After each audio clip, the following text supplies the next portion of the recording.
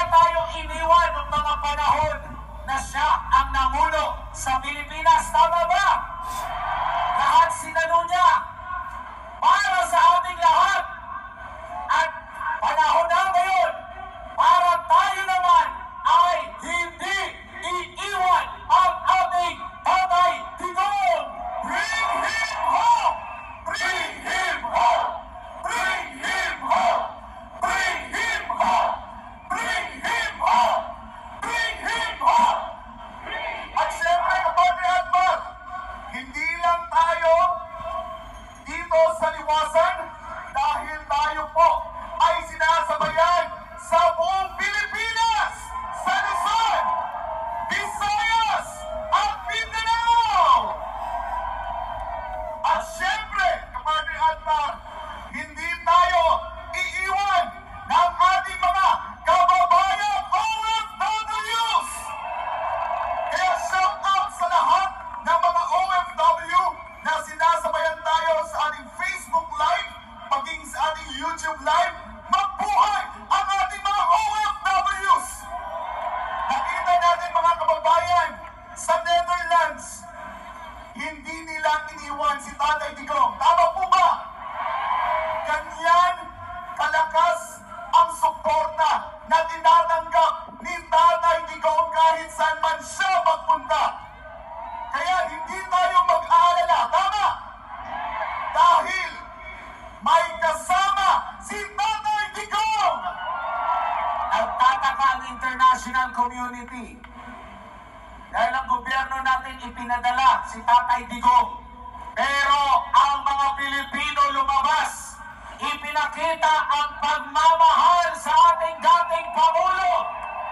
Nagtataka sila kung bakit ipinadala sa banyagang bansa ang ating Pangulo na nagdulot na magandang epekto sa bawat Pilipino.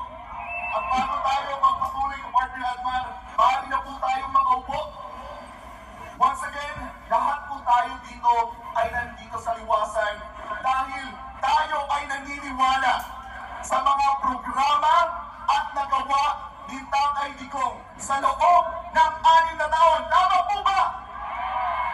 Ang bawat sa atin, isa sa atin, merong kanya-kanyang testimonya kung bakit niya gusto si Tatay Digong. Kasi kung totoo pang kriminal si Tatay Digong, hindi magkakaisa ang mga Pilipino ngayon, tama? At nakikita ko, partner Admar, punong-puno ang liwasan. Kaya mag-ingat tayo dahil baka may mag-picture ng mga bakanting upuan. Siguraduhin natin, ipakita natin ang ating lakas at ang ating suporta kay Tatay Digong. Tatanungin natin ka, partner Admar, kailan kayo naramdaman ninyo masin kayo sa Pilipinas? Kailan? Parang ang hina. Anong administrasyon? Duterte! Duterte! Duterte! Duterte!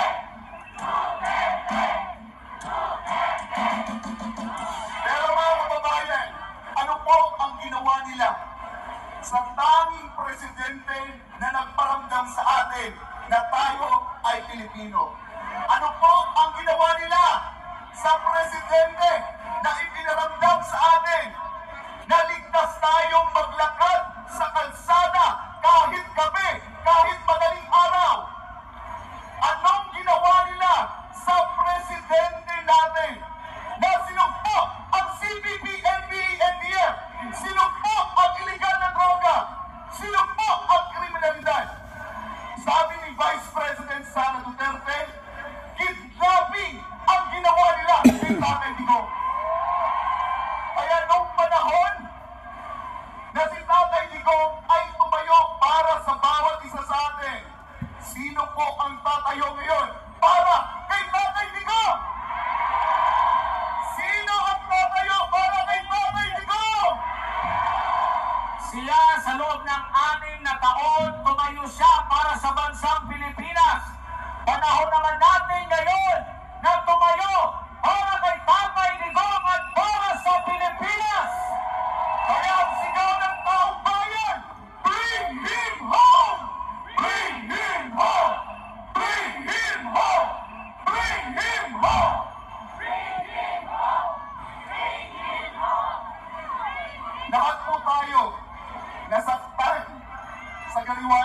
Tatay Digong. Tama po ba? Sino ang hindi nakatulog dito? Lahat po tayo nag-abang.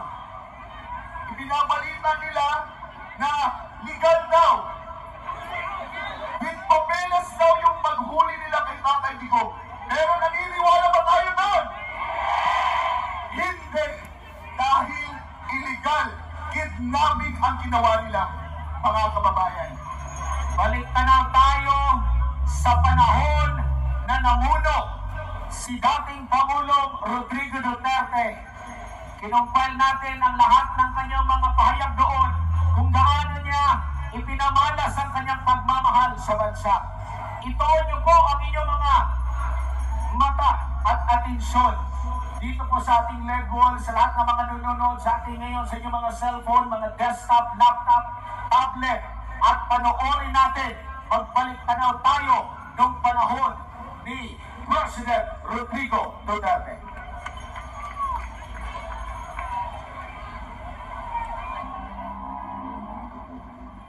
Talagang galit ako. Sinisira ang bayan ko. Mahal ko ang bayan ko. Mahal ko kayo. Huwag kayong magkalala. But we will never compromise our dignity. Your concern is human rights. Mine is human life.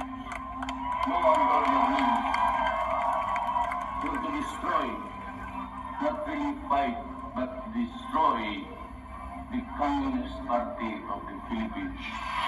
Kaya ako mamatay, mahulog yung aeroplano, I am very happy. Alam mo bakit? Sabi ko, without declaring martial law, I dismantle the oligarchy that control the economy of the Philippines. We will make clear the golden age of infrastructure in the Philippines. In other words, we are going to build.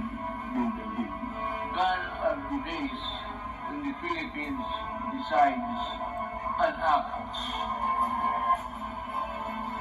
in the shadows of the great office.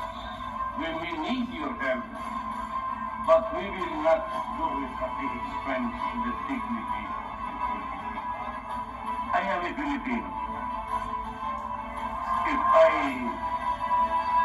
am accused of something, it must be within the jurisdiction of the police. If I am tried, it should be before a Filipino judge. And ang prosecutor must be a Filipino like me. I am not a Filipino for nothing. Kasi ganito lang kami kapobre. Do not with our dignity.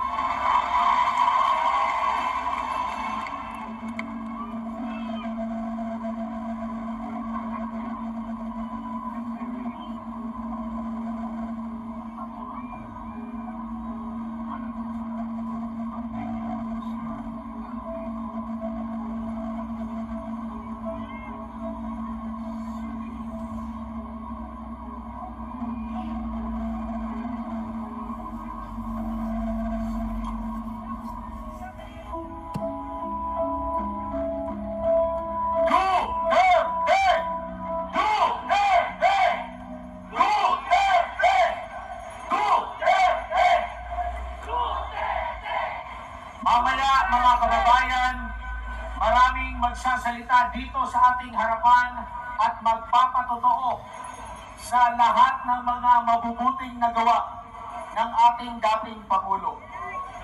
Hindi niya tayo iniwan. Ganyan ang ating presidente. Hindi traidor si Tatay Digong. At ang isa sa makapagpapatotoo niyan ay ang kanyang spiritual advisor at matalik na kaibigan, walang iba kundi si Pastor Apollo C. Kibuloy.